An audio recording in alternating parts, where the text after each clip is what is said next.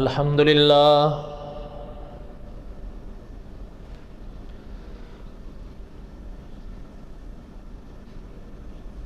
الحمد للہ الذی ہدانا لہذا وما كنا لنہتدی لولا ان ہدانا اللہ لقد جاءت رسل ربنا بالحق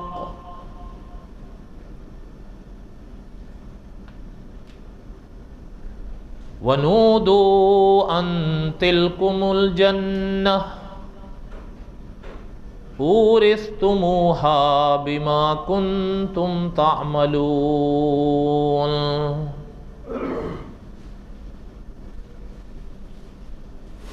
أما بعد أعوذ بالله من الشيطان الرجيم بسم الله الرحمن الرحيم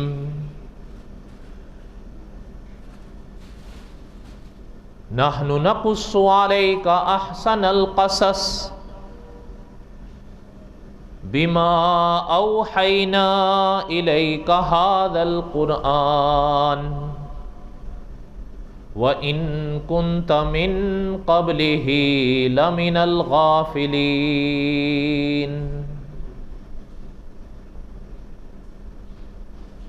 وقال النبي صلى الله عليه وسلم انا آخر الانبیاء وانتم آخر الامم صدق اللہ العظیم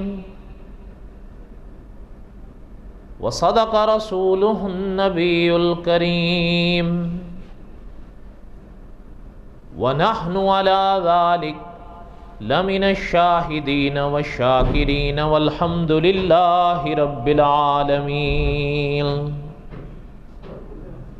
اللہم صلی علی محمد وعلی آل محمد کما صلیت علی ابراہیم وعلی آل ابراہیم انک حمید مجید اللہم بارک علی محمد وعلی آل محمد کما بارکت علی ابراہیم وعلی آل ابراہیم انک حمید مجید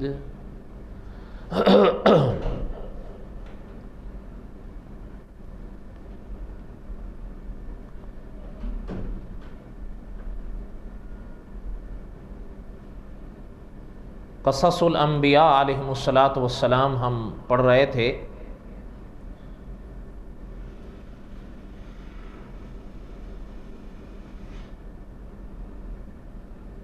حضرت آدم علیہ الصلاۃ والسلام، حضرت شیس علیہ الصلاۃ والسلام،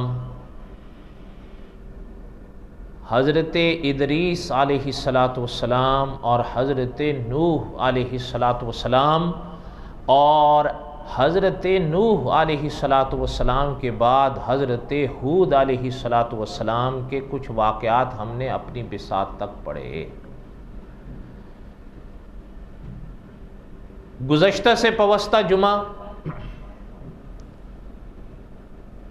ہم نے قصص الانبیاء علیہم الصلاۃ والسلام کی اگلی کڑی شروع کی، لیکن چونکہ درمیان میں قریب کئی دنوں کا فاصلہ آ گیا ہے، اس لیے تھوڑا سا ہم اس کو اعادہ کریں گے، اس کا اعادہ کریں گے اور پھر آگے چلیں گے انشاءاللہ۔ اور دعا کریں کہ جو ختم نبوت کانفرنس ہوئی اللہ تعالیٰ قبول فرمائیں، اور اللہ تعالیٰ ہمیں آپ کو ساری کائنات کو اپنے فرامین پر عمل کرنے کی توفیق نصیب فرمائیں۔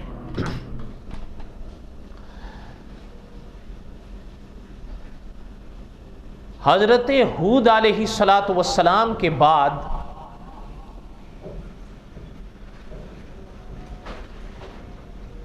کلام پاک نے اور کلام پاک کی روشنی میں علماء حق نے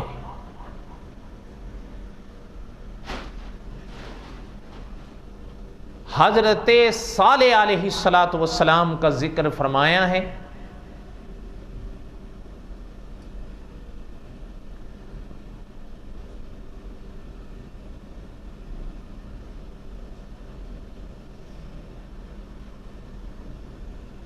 حضرت صالح علیہ السلام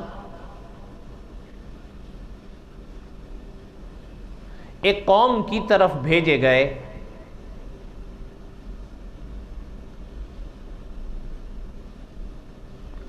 جسے سمود کہا جاتا تھا۔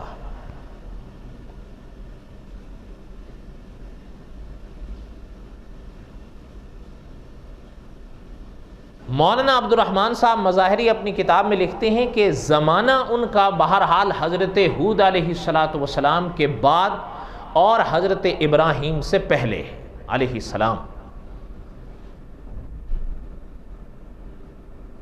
کچھ حضرات نے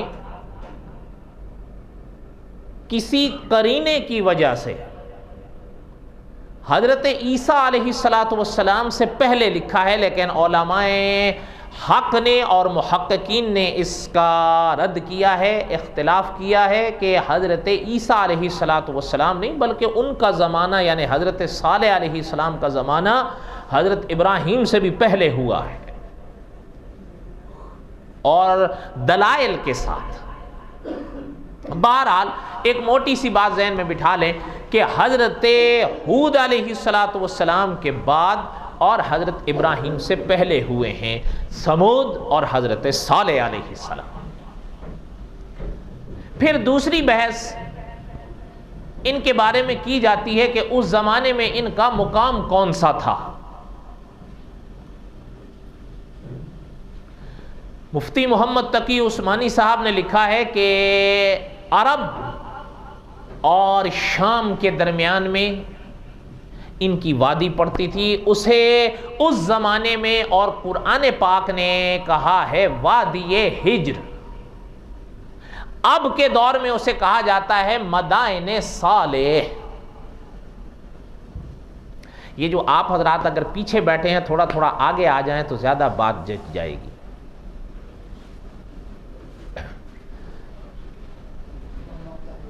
اس کو سہارا دے لیں، اب کب تک پکڑے رہیں گے آپ؟ دے دیں کوئی بات نہیں، کچھ نہیں۔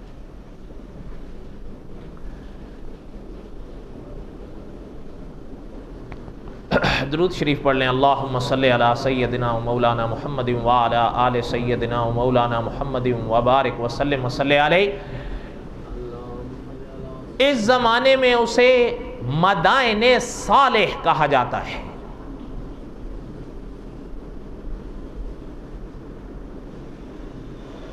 حضرت ہود علیہ السلام جس قوم کی طرف بھیجے گئے تھے اس قوم کو کہا جاتا تھا عاد اولا، اور یہ قوم کہلائی حضرت صالح علیہ السلام کی عاد ثانیہ، یہ دوسری عاد۔ اس کی وجہ علماء نے لکھی ہے کہ اصل میں جب حضرت ہود علیہ السلام کی قوم برباد ہوئی خدا کے قہر سے، ایمان والے اس زمانے میں بچے تھے، وہ جب آباد ہوئے تو ان کی آگے جو نسل چلی نا، یہ آگے چل کے عاد ثانیہ بھی کہلائی اور سمود بھی کہلائی۔ مفتی تقی عثمانی صاحب نے لکھا ہے سمود انہی کے دادا تھے، اور یہ پوری قوم، یہ نسل تو عاد ہی کی تھی جس کی وجہ سے عاد ثانیہ کہلائی، اور پوری پھر قوم سمود سے مشہور ہوئی۔ اور قرآن پاک نے خود بڑے واضح ارشاد فرمایا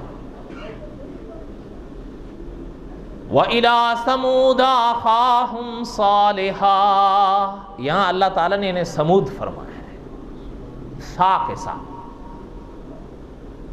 اچھا یہ ذرا غور سے سنیں، علماء نے لکھا ہے کہ یہ وہی نسل آگے چلی۔ اچھا عام طور پر ایسا ہوتا ہے کہ جب کوئی قوم عذاب سے غرق ہوتی ہے تو بعد والی جو نسل چلتی ہے وہ ابتدا میں تو سدھرے رہتے ہیں کیونکہ تازہ تازہ عذاب کا ڈر ہوتا ہے، لیکن بعد میں بگڑتے ہیں۔ مذہب ان کا بت پرستی بنا، بتوں کی پوجا ان میں آئی۔ یہ ابتدائی برائی ابتدا سے، یعنی جو ابتدا سے مراد یہ کہ جو پہلے ظاہر ہوئی پھر اور بھی آتی گئی۔ علماء نے لکھا ہے کہ جب ان کی حالت بھی عقیدے اور عمل کے لحاظ سے بگڑی تو اللہ تعالیٰ نے اپنے پاک سنت کے مطابق حضرت صالح علیہ السلام کو بھیجا کہ ان کو تنبیہ کریں، صحیح عقیدہ بتائیں، صحیح عمل بتائیں، غلط عقیدے سے آگاہ کریں، غلط عمل سے آگاہ کریں، کیا اپنانا ہے وہ بتائیں، کس سے بچنا ہے وہ بتائیں۔ اچھا، یہ جب آئے نا اپنے مرحلے پر، اب کلام پاک میں اللہ تعالیٰ نے ارشاد فرمایا، میں نے ابتدائی ان کی تاریخ کا صرف خلاصہ کر دیا ہے کیونکہ آپ کے علم میں ہے بس شعبان شروع ہونے والا ہے، اور انشاءاللہ شعبان پورا ہوا، اللہ تعالیٰ کو منظور ہوا تو آنے والا مہینہ، بڑے ڈھیلے بولتے ہو۔ اس دن مجھ سے ایک دوست کہہ رہا تھا کہ جی یار یہ تو ابھی ابھی گزرا ہے۔ میں نے کہا یہ اس لحاظ سے نہیں، ایک اور لحاظ سے علامات قیامت ہے۔ جب جیسے جیسے قیامت قریب آئے گی، آپ صلی اللہ علیہ وسلم کے فرامین پڑھ لیں، سال مہینوں میں، مہینے ہفتوں میں، ہفتے دنوں میں، اور دن گھڑیوں میں۔ وہی حال ہے یا نہیں؟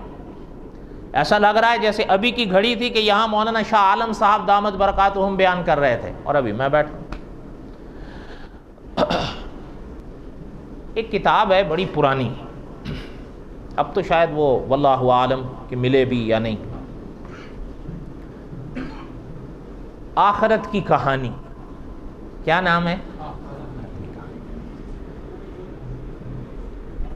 آپ کے جو اب بعد کے دور کے ہیں نا، جیسے یہ، انہوں نے تو وہ نہیں پڑھی ہوں گی، لیکن جو میرے زمانے کے تھے جنہوں نے پاکستان میں اردو اسکول میں پڑھا، تو اردو کی ایک کتاب ہوتی تھی بالکل بچوں کی، اس میں ایک کہانی ہوا کرتی تھی، خط کی کہانی۔ یاد ہے کسی کو؟ نہیں یاد، لگتا ہے آپ سب بعد کے ہو ان کے دور کے، میرے دور کا کوئی نہیں ہے، شاید حاجی صاحب ہوں گے۔ اسی طرح ایک اکابر ہمارے گزرے، انہوں نے ایک کتاب لکھی، وہ اصل میں رسالہ، آخرت کی کہانی۔ اس میں انہوں نے ایک بات بڑی عجیب لکھی ہے کہ حضرت نوح علیہ السلام سے کسی نے پوچھا کہ حضرت اللہ تعالیٰ نے اس کائنات میں بہت بڑی عمر بخشی ہے آپ کو، بلکہ شاید جتنی عمر حضرت نوح کو اللہ نے بخشی، فرمایا آپ کو کیسا محسوس ہوا؟ تو صاحب رسالہ لکھتے ہیں کہ حضرت نوح علیہ السلام کا جواب پرانی کتابوں میں ملتا ہے کہ حضرت نے فرمایا مجھے یوں محسوس ہوا ایک دروازہ تھا، اس سے داخل ہوئے دوسرے سے نکل گئے۔ بدعا کریں ہماری یہ زندگی چاہے جتنی بھی ہو، زیادہ ہو تھوڑی ہو، آخرت بن جائے بس۔ قصص الانبیاء تو چل رہا ہے، چلتا رہے گا، پہلے بھی حضرات بیان کرتے رہے، ہمارے بعد بھی بہت اچھا بیان کرنے والے آئیں گے، ہم سے آپ سے بڑھ کر اچھے اعمال والے لوگ آئیں گے۔ دعا کریں اللہ تعالی ہمیں ان سے کوئی عبرت نصیب فرمائے۔ یہ فقط مقصد نہیں ہے کہ میں بیان کروں اور آپ سنیں اور میں بھی بھول جاؤں اور آپ بھی بھول جائیں، اصل مسئلہ تو عقائد اور اعمال کا ہے۔ عقیدہ صحیح، عمل صحیح تو آخرت سنوری ہے۔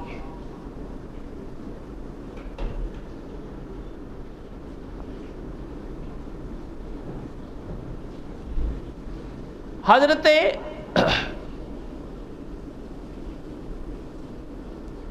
ہود علیہ السلام کے بعد ہم نے حضرت صالح علیہ السلام کا جو موضوع شروع کیا ہے،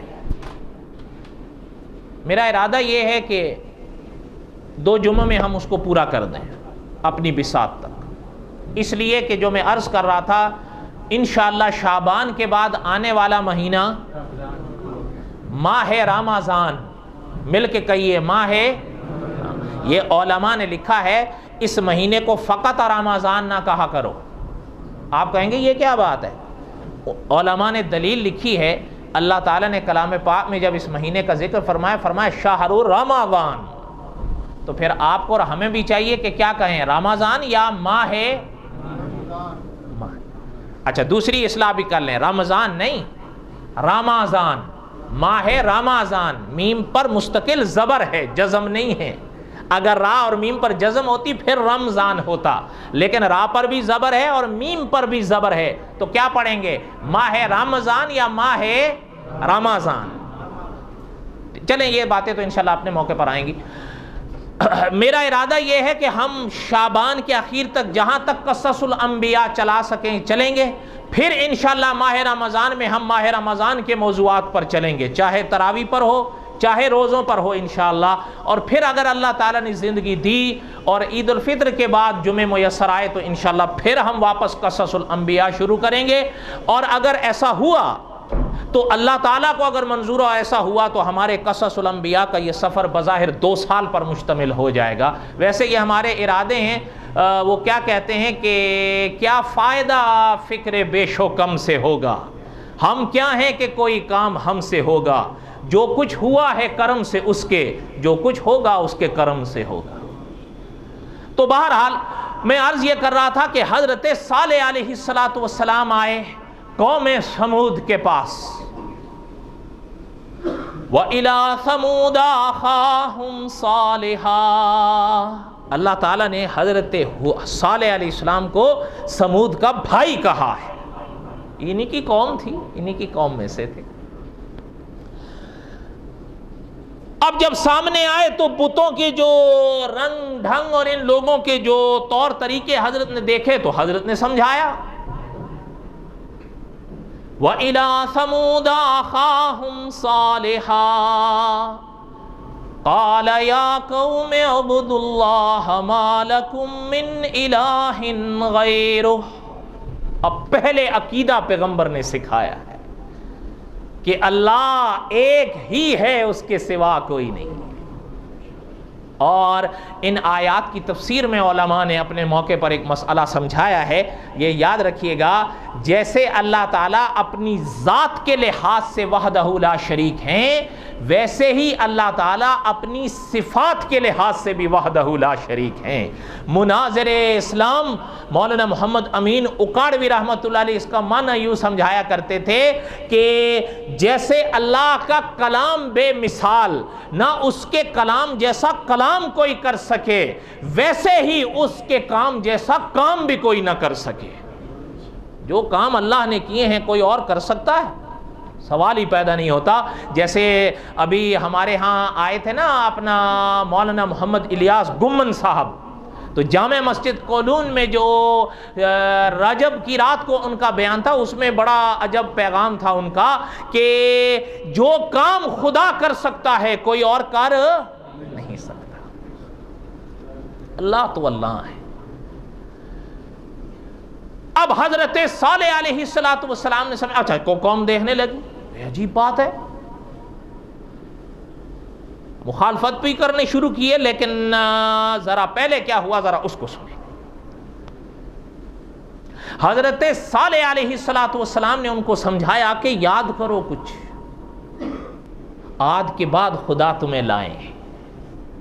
میں نے اب پہلے عرض کیا نا، عاد گئی تو یہ آئے، نسل تو وہی تھی، جو سدھرے ہوئے تھے ان سے آگے چلے جو بچ گئے تھے۔ وَبَوَّأَكُمْ فِي الْأَرْضِ، اللہ تعالیٰ نے تمہیں زمین دی ہے۔ وَبَوَّأَكُمْ فِي الْأَرْضِ، اللہ تعالیٰ نے تمہیں زمین دی ہے، اور آگے پیغمبر علیہ السلام نے فرمایا مِن سُهُولِهَا قُصُورًا، اس زمین میں تم بڑے بڑے محل بناتے ہو۔ وَتَنْحِتُونَ الْجِبَالَ بُيُوتًا، اور پہاڑوں کو تراش کر گھر بناتے ہو۔ یہ یاد رکھیے گا، جیسے اس دور میں ہے نا، صاحب قصص الانبیاء لکھتے ہیں کہ جیسے اس دور میں ہے کہ پہاڑ کے اوپر ایک محل بنا دیا، وہ ایسا نہیں کرتے تھے، بلکہ وہ لوگ پہاڑوں کو کھود ڈالتے تھے، اور اسی کو کھودتے کھودتے کمرے بھی بناتے تھے، سان بھی بناتے تھے، محل بھی بناتے تھے۔ یہ نہیں ہے کہ نیچے سے کچھ لے جائیں اور وہاں اوپر رکھ دیا، نا جیسے اب ہوتا ہے۔ پہلے لوگ کچھ عجیب دور تھا وہ، اس لیے وہ پہاڑوں کو کھود ڈالتے تھے. اور آپ نے نام سنا ہوگا ہمارے ملک کے بڑے عظیم عالم ہیں مفتی محمد رفیع عثمانی صاحب، ان کی ایک کتاب ہے انبیاء کی سرزمین، اس میں قریب 250 صفحے کی کتاب ہے وہ. اس میں حضرت نے ان کے محلات کی تصاویر دی ہیں، ان کے کچھ کھنڈرات جو بچ گئے ان کی، وہ اب بھی مل جاتی ہیں.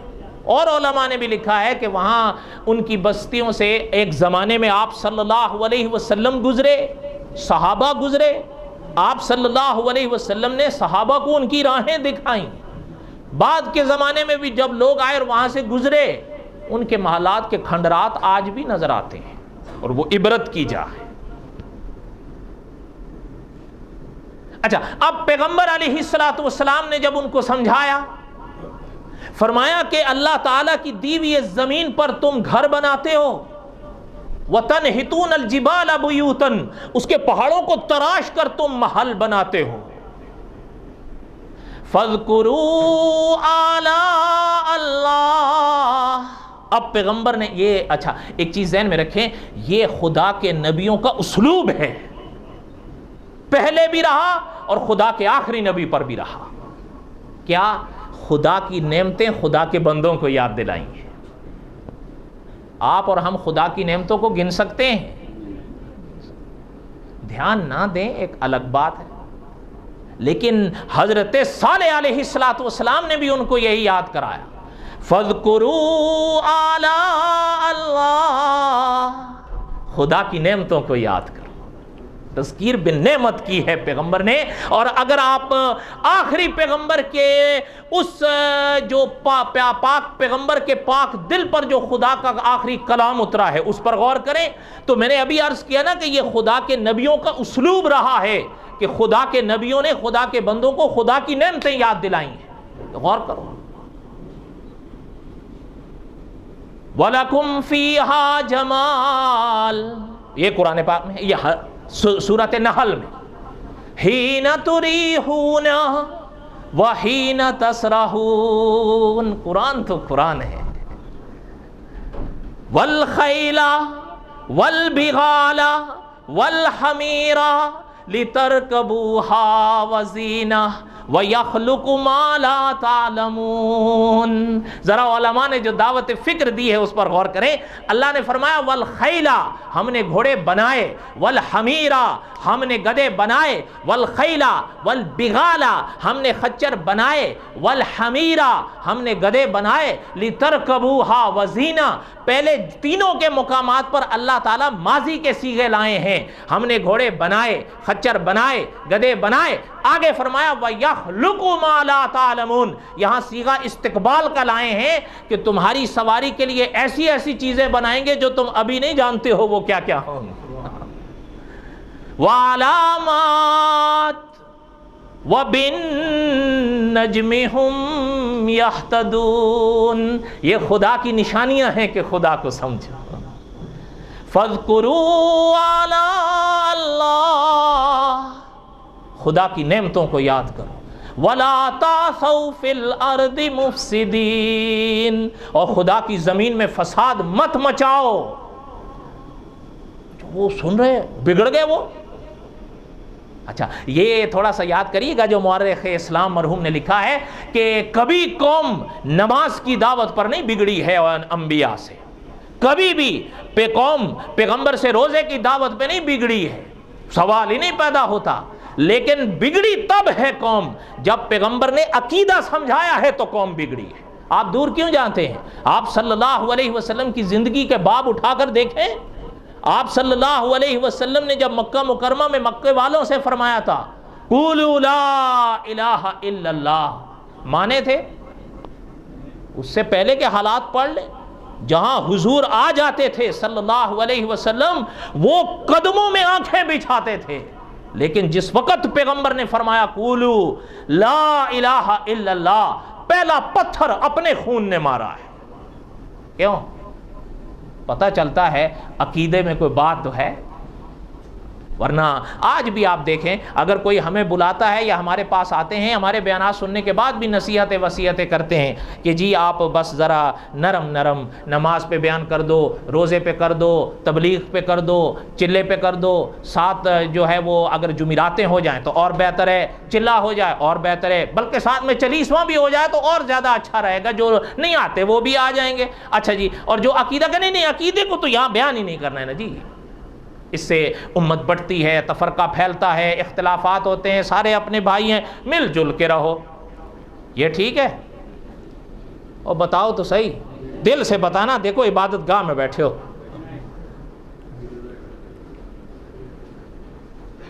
اسے ہمارے مولانا منظور احمد چنوٹی رحمۃ اللہ علیہ فرمایا کرتے تھے، یہ رواداری کا ہیضہ ہے۔ کیا ہے؟ بہرحال دعا کریں اللہ تعالیٰ سچ حق کہنے کی اور سمجھنے کی اور اس پر عمل کرنے کی توفیق بخشے۔ یہ بڑا مشکل مرحلہ ہوتا ہے، حق بیان کرنا بھی اور پھر حق سن کر برداشت کرنا، یہ آسان بات نہیں۔ وہ بگڑ گئے حضرت صالح علیہ السلام کے ساتھ، یہ کیا ہے؟ بلکہ آپ قرآن پاک کو پڑھیں، صاحب قصص الانبیاء نے لکھا ہے کہ ان کے جو چودھری تھے نا وہ اکٹھے ہو گئے، وہ کہا کمال ہے، ہمارے ہی قوم میں ہمارے یہاں پل کے بڑے ہوئے ہیں اور پھر ہمیں ہی یہ کہہ رہے ہیں کہ ان بتوں کو چھوڑ دو، ما لکم من الہ غیر، سوائے خدا کی ایک ذات کے کسی کو نہیں ماننے دے رہے۔ یہ کیسے ہو سکتا ہے؟ سارے کام ایک اللہ کرے گا، ہم تو اس کو بھی تو مان رہے ہیں نا، یہ تھوڑا کہ ہم اس کا انکار کر رہے ہیں، وہ بھی ہے اور یہ بھی ہے۔ ما نعبدہم، یہ قرآن پاک میں پڑھیں، آپ مکے والوں کا حال پڑھیں، ما نعبدہم الا لیقربونا الی اللہ زلفا، ہماری سنتا نہیں، ان کی موڑتا نہیں، ہماری ان کے آگے، ان کی ان کے آگے، ہم تو ہمارا تو یہ عقیدہ نہیں ہے نا، کیا خیال ہے؟ بولو تو صحیح، گڑبڑ ہے، مانو نہ مانو گڑبڑ ہے۔ اقبال مرحوم یاد ہوں گے، ویسے تو نہیں بیچارے وہ روئے تھے کہ خرد نے کہہ بھی دیا لا الہ تو کیا، بس ٹھیک ہے۔ مولانا اسیر ادروی کے یعنی کہنے جو تھے نا اپنا مولانا شمس نوید عثمانی کے الفاظ کہ یہ دور پھر اپنے ابراہیم کی تلاش میں ہے، وہ کہنے لگے ہمارے ہی سامنے پل کے بڑا، ہمارے سامنے بگڑ گئی، یہ سب کہہ رہے ہیں۔ انہوں نے کہا دیکھو سنو، ایسا کرتے ہیں، سمجھوتا کر لیتے ہیں، دھیان میری طرف رہے بھئی، سمجھوتا کس چیز کا؟ ان میں سے ایک نے کہا کہ 2 قدم ہم ان سے کہتے ہیں آگے آؤ، وہ آ گئے تو 2 قدم ہم بھی آ جائیں گے، ان سے کہہ دیں گے۔ بھئی وہ کیا؟ کہا کہ ان سے معجزہ مانگتے ہیں، اور معجزہ بھی وہ جو ہماری آنکھوں کے سامنے ہو اور جو ہم کہیں گے، پھر ہم مان لیں گے ان کی بات۔ ما لکم من الہ غیر جو کہہ رہے ہیں ہم مان لیں گے۔ اچھا، اس میں ایک اللہ تعالیٰ معاف فرمائیں، اللہ تعالیٰ نے کلام پاک میں دوسرے مقام پر ایک شخص کے الفاظ بتائے ہیں کہ اس نے حضرت صالح علیہ السلام کے بارے میں کہا بل ہوا کذاب، توبہ، اللہ تعالیٰ معاف فرمائیں۔ یہ علماء طلبہ جانتے ہیں، ایک لفظ ہوتا ہے کذب، ایک کاذب اور ایک ہے کذاب، توبہ۔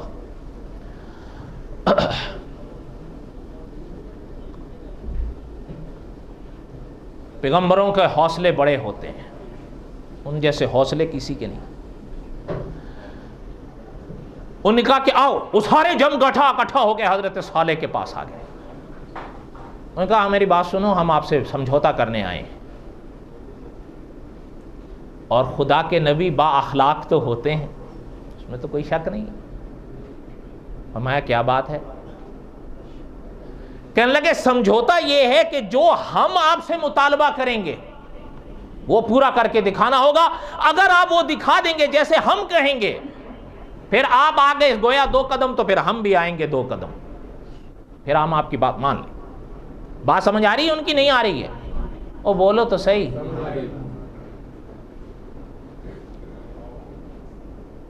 حضرت صالح علیہ السلام نے فرمایا مطالبہ کیا ہے؟ صاحب قصص الانبیاء لکھتے ہیں کہ سامنے ایک صخرہ تھا. صخرہ سمجھتے ہیں آپ؟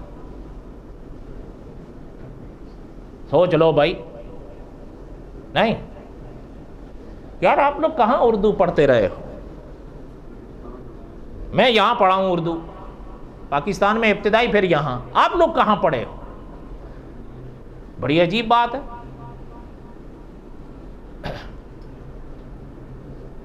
ایک ہوتا ہے پہاڑ، دیکھا ہے؟ وہ بھی نہیں دیکھا. اچھا ایک ہوتی ہے چٹان.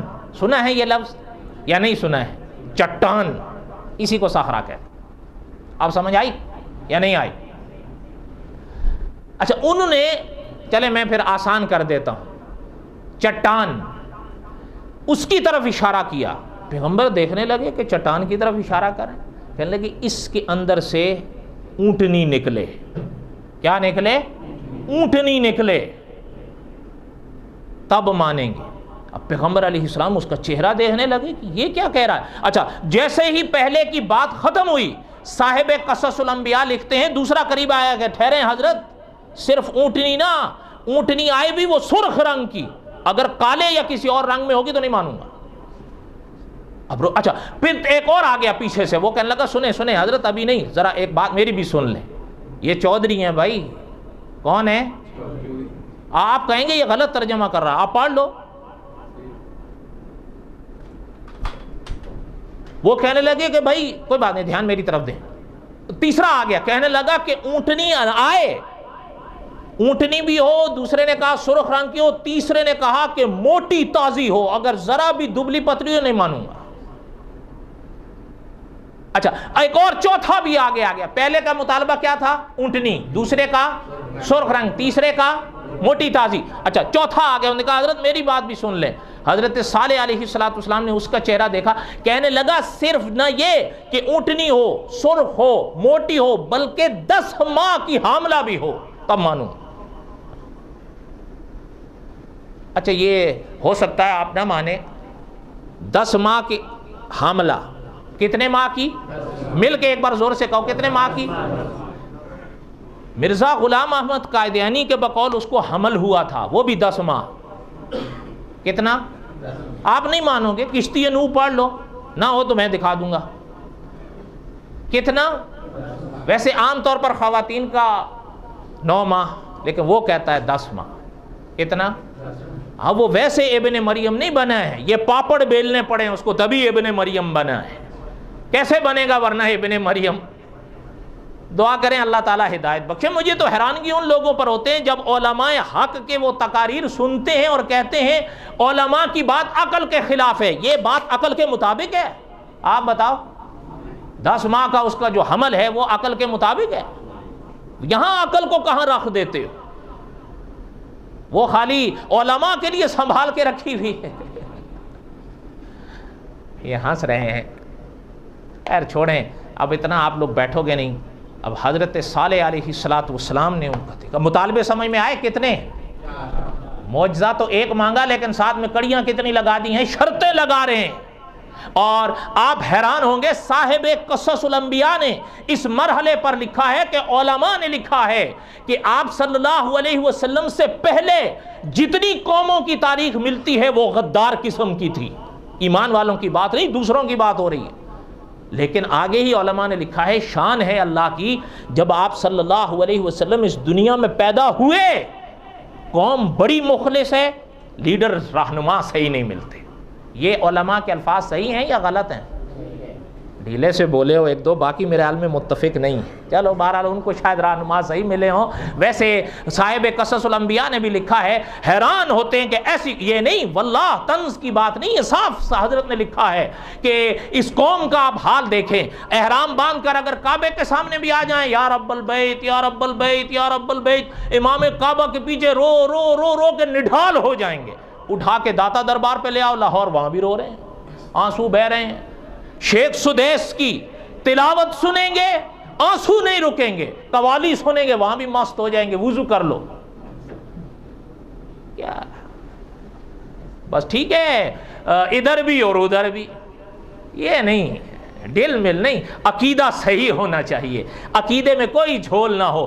رہ گئے اولیاء، اولیاء کی عزت ہے، اولیاء صحیح بات جو بتاتے ہیں اس پر عمل ہے، اولیاء کو سجدے اور حاجت روائیاں نہیں، کوئی مانے نہ مانے، سیدھی بات۔ یہ تو کوئی کمال نہیں ہے کہ میں غلاف کعبہ پکڑ کر رو رو کے نڈھال ہو جاؤں، لیکن جب مجھے ہی اٹھا کر داتا دربار پر لے آئے تو میں یہاں بھی سجدے میں گر جاؤں۔ وہ ایک دوست بتا رہا تھا، ایک جگہ، میں اس جگہ کا نام نہیں لیتا، وہ بتا رہا تھا وہاں ہم گئے زیارت کے لیے، زیارت تو منع نہیں، کہتے ہیں میں نے وہاں کھڑا تھا، پیچھے ہٹنے لگا، کوئی شور ہونے لگا تو دیکھا کہ چند آدمی، ایک آدمی کو ایسے ٹانگ اور ایسے ہاتھوں سے اٹھائے، دوسری ٹانگ شاید اس کی لٹک رہی تھی تو وہ چیخ رہا تھا، چلا رہا تھا، اس کو لے گئے کہیں نیچے تہہ خانے کی طرف۔ کہتا ہے بھئی ہنگامہ ہو گیا، خیر ہنگامہ تھما تو کہتا ہے میں نے وہاں کے ایک صاحب سے پوچھا کہ بھئی یہ کیا ہو گیا، تو کہتا ہے وہ وہاں کا جو آدمی تھا نا، وہ کہتا ہے اس نے حضرت کی شان میں گستاخی کی ہے۔ کہتا ہے میں نے کہا جی گستاخی تو کر دی ہے، اب اسے کہاں لے جا رہے ہو؟ کہا اب اندر مرمت کریں گے اس کی؟ یہ نہیں ہے، کیا اولیاء کے یہی سبق ہیں؟ آپ بتاؤ۔ نہیں۔ بہرحال اللہ تعالی ہمیں صحیح عقیدہ نصیب فرمائیں، اور انشاءاللہ حضرت صالح علیہ السلام کے قصے کا بقیہ حصہ انشاءاللہ ہم آئندہ پڑھیں گے، لیکن اگلا جمعہ میں تم چھوں پڑھاؤں گا انشاءاللہ۔ اور یہاں مولانا حافظ صاحب ہوں گے، آپ حضرات اپنے وقت کی پابندی کریں، اور انشاءاللہ اللہ تعالیٰ آپ کے ہم سب کے حامی و ناصر ہوں۔ وما علینا الا البلاغ المبین۔